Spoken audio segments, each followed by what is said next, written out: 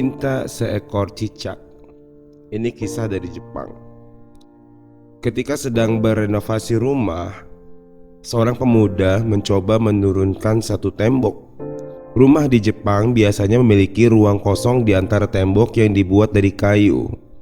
Ketika tembok itu mulai roboh, dia menemui seekor cicak yang terperangkap di antara ruang kosong itu.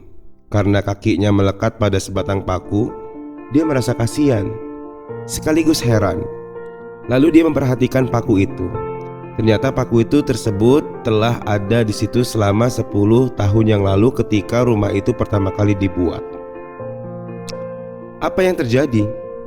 Bagaimana cicak itu dapat bertahan dengan keadaan terperangkap selama 10 tahun lamanya dalam keadaan gelap selama 10 tahun tanpa bergerak sedikit pun?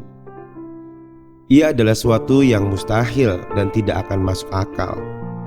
Pemuda itu lalu berpikir, bagaimana cicak itu dapat bertahan hidup selama 10 tahun tanpa berpindah-pindah dari tempatnya, kakinya terus melekat pada paku itu.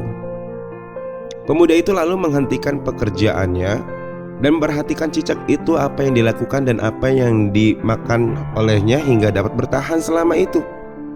Kemudian tidak tahu di mana datangnya seekor cicak lain muncul dengan makanan di mulutnya. Pemuda itu merasa terharu melihat hal itu.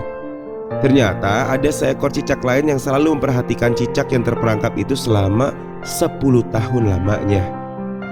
Sungguh, ini sebuah cinta yang indah. Cinta dapat terjadi bahkan pada hewan yang kecil seperti itu. 2 ekor cicak itu, apa yang dapat dilakukan oleh cinta? Tentu saja sebuah keajaiban. Bayangkan, cicak itu tidak pernah menyerah dan tidak pernah berhenti memperhatikan pasangannya selama 10 tahun lamanya. Bagaimana? Bayangkan, hewan sekecil itu dapat memiliki karunia yang begitu mengagumkan. Kisah ini menginspirasi bahwa diri kita pun seharusnya seperti itu.